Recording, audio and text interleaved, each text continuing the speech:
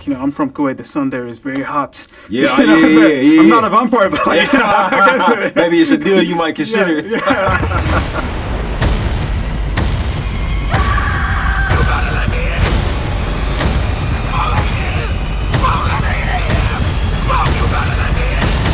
Congratulations on making this movie. It's amazing, it's unique, it's different. I don't know how you do it, you know, but like, you know, you combine all of these, you know, different genres together to create this, you know, masterpiece. And I think, that's kind of I think, you know, this is really also an important movie, not in just in terms of its messages and commentary and all of these things, but also for cinema as well, because, you know, these unique movies are important to keep the cinema experience alive. And so how important is that also, you know, from your perspective as a filmmaker? It's everything to me, bro. You know, times change. Yeah. Cultural habits form and they end. The habit of going to the cinema to see a movie is one that I'm very passionate about. Matters to me. I think, you know, in my opinion, it matters for society. You know, like you know, it's you know, these types of like events that communal experiences. I think for me they took on a new connotation after the pandemic. Yeah. You know what I mean? I always cared about them. That's why I went to film school and went into debt to learn how to make movies. You know what I'm saying? But since that pandemic and in the States, the pandemic was followed up by you know, two really intense labor disputes. You know what I mean? And lifestyles have changed so dramatically. You know, like with the invention of the smartphone and the gig economy and that pandemic and bandwidth and investment, you know, in entertainment that can be brought straight to these devices. You know what I'm saying? That is changing our behaviors. You know what I'm saying? It's been a while since I've been in a grocery store. You know, we've been going to grocery stores a lot longer than we've been going to the cinema. You know what I'm saying? Like, as a people, you know, so like I'm very at like almost 40 years of age. Like, I remember when some of this shit didn't exist clearly. You know what I mean? And I know that things can change, man. You know, some of my favorite theaters have shut their doors and they're not opening. You know what I mean? Anytime soon. And to me, you know, that's heartbreaking, man. Like, and I do feel a great debt to the cinema. You know, the art form and the industry has changed my life, changed the life of my family. You know, and in that I owe a debt to the cinema going audience. You know what I'm saying? People have showed up for my movies. You know, and like this movie was more than anything. You know, me mortgaging all of my relationships and everything that I've learned about filmmaking and about myself up to this moment to give something back to the audience and back to the medium. And my fingers are crossed that people, you know what I mean, come out and that it works. You know what I'm saying? It's working. Yeah, right at on. least for me, yeah, it's amazing. And you've also talked about, you know, some of the, you know, movie filmmakers who inspired you to make this movie. And you talked about, you know, movies like, you know, Jurassic Park and The Shining. Yeah. You know, I was wondering, like, you know, when it comes to this movie specifically and Sinners, what was the inspiration behind choosing vampires as the supernatural horror element? Yeah, that's a great question. Yeah. The movie is dealing with seduction. There's no supernatural creature more tied with the act of seduction than the vampire. You know, I was kind of obsessed with the Faustian deal. You know what I mean? Like the you can get this, but this cost. You know, like so the vampires also, they are associated with this cosmic cost. Life on Earth revolves around sunlight. You know what I'm saying? Like that's what it is. Like, you know, if you're not eating the thing that grows in the sun, you have to eat the thing that ate the thing that grew in the sun. You know what I'm saying? And to have eternal life, but the part of that deal is you can't be around when the sun is out. It's like it's really fucking intense. You know what I mean? Like so it's just so rich for a movie that's about blues music. You know. I mean, like, you know, I'm from Kuwait. The sun there is very hot. Yeah, I'm not a vampire, but like, you know, I guess, maybe it's a deal you might consider. Open the door. That ain't your brother. We gonna kill every last one of you. How important is it to have these kind of movies in cinemas nowadays to keep the cinema experience alive? I feel like it's so important. The way this has been shot on IMAX, it's I feel a little bit sad actually, because you have to watch it in IMAX. Yeah. What Ryan and Autumn have done is so immersive and feels like an experience. Exactly. It feels so, I don't know, it feels really special. And yeah, I don't ever want to see it on a small screen. I don't want to see it on my little TV at home. I always want to watch it in IMAX. It definitely, this movie was made for the movie-going experience, and that is one that, as an actor, but as just a person and as a fan of movies, there is nothing quite like going to the theater, getting your favorite snack, having your people around you, whoever you want to go see the movie with, and with this one, it's like you want to get that big group of friends together and go and just enjoy and lose yourself in the world that this movie, you know, is, and the ride that it will take you on. It deserves to be seen that way. Yeah, totally agree with you. And I think, you know, Ryan as well, you know, he did his magic in this movie. I don't know how he combined all these genres together, but it worked, you know. He made this, you know, massive piece, especially that scene, you know, in which, you know, he connected the past with the present, with the future. And you were both in that scene specifically. So how, you know, when you shot that scene, did you like have that idea that it will be that special? Like, you know, in my opinion, it's a masterpiece, that specific scene. I feel like from the read-through, when by the time we got to the read-through, this scene had morphed into this kind of spiritual experience. And when I read it the night before the read-through, this new draft, I had chills. And I was so blown away by his creativity, a script I already thought was perfect, and a scene that I already loved with all my heart was just elevated into something else that really, really connected it in such a beautiful and powerful way. The message is so clear in that scene of how your ancestry reverberates to this day. I just thought that was genius. Yeah. For you, Hailey, how was your experience in, you know, shooting that scene specifically? You know, I mean, there were so many days on this set that were just breathtaking. From the performances to the set design, the wardrobe, people would come out of the special effects makeup trailer and you would just be like taken aback.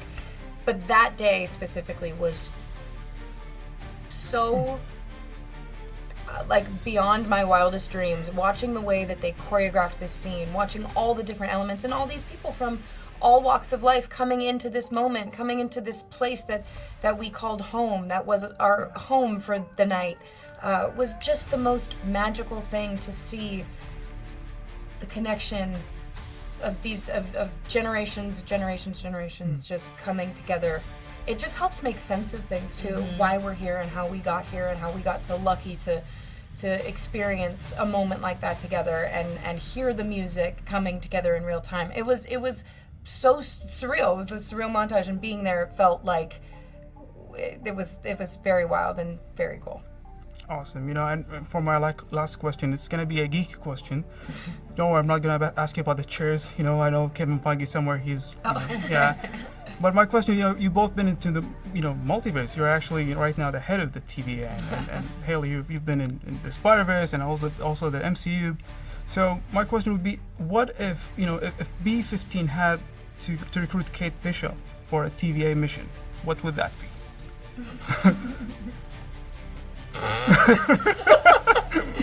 Enough said.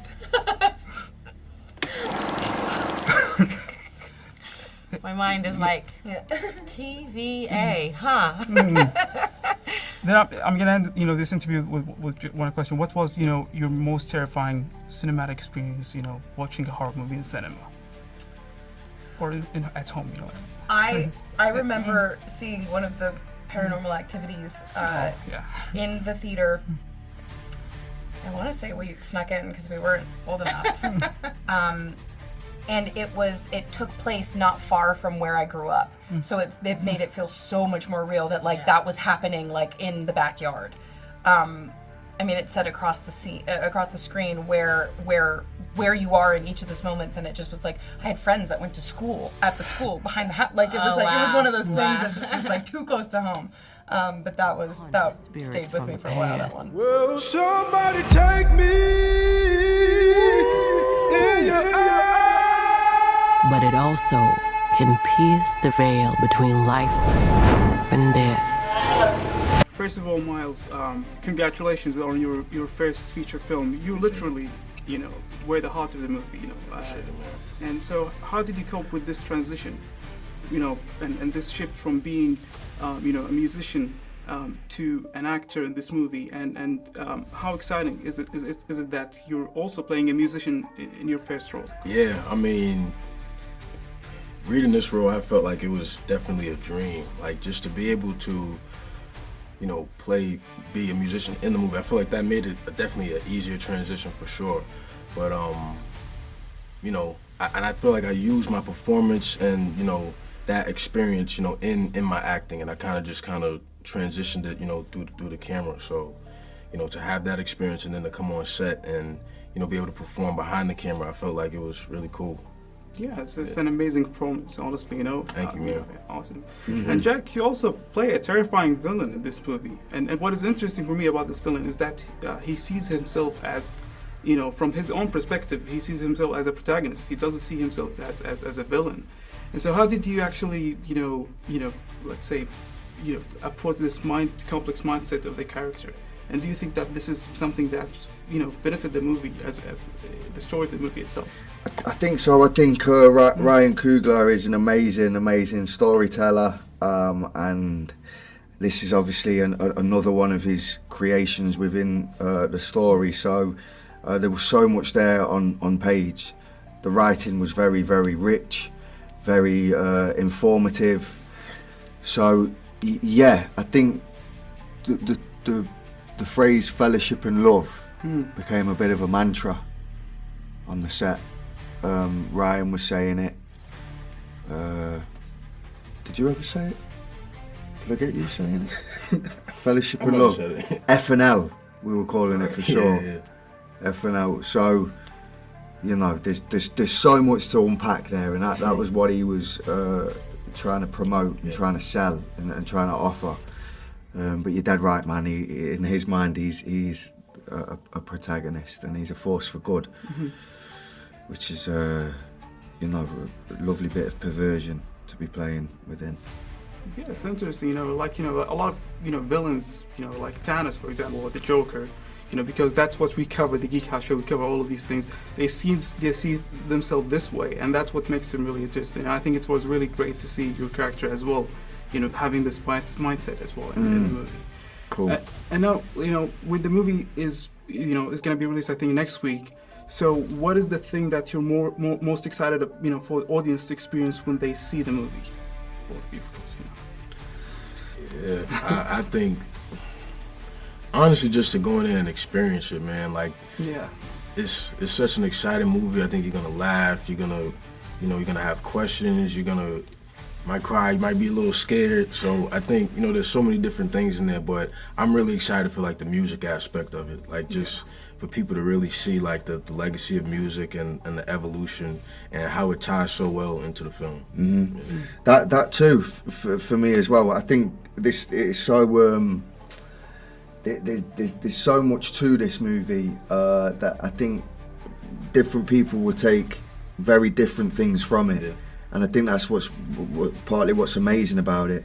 But I'd say we share that in common. For me, I loved what this film was grounded in, the period in time, the setting, and that's what I get off of when I watch cinema anyway. Is escaping via them sort of storytelling elements.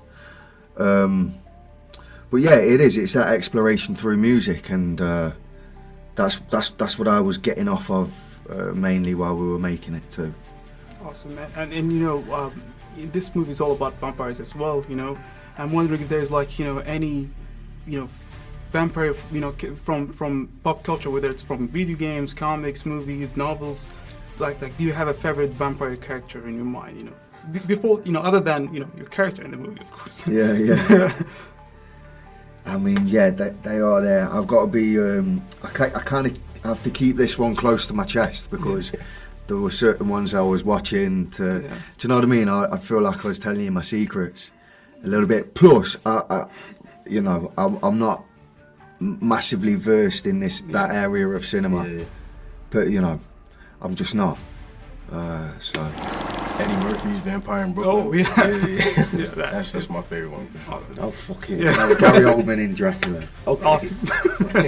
Jack, this is my last question for you. You know, one of the themes about this movie is about survival, and there is a football team that is very close to your heart, Derby County. Yeah. Who's trying to survive the championship right now. Do you think they will survive the championship? Do I think they will? Yes. There's a real danger though. There is a real danger. Yeah, we kick off in like 5 minutes against Portsmouth. Yeah. Fair play, bro. Yeah. Listen, don't be following Derby. Get out now while you can. You know, I hope they, you know, come back to the Premier League someday. You know, they can. We used to be somebody, man. Yeah. We used to be somebody.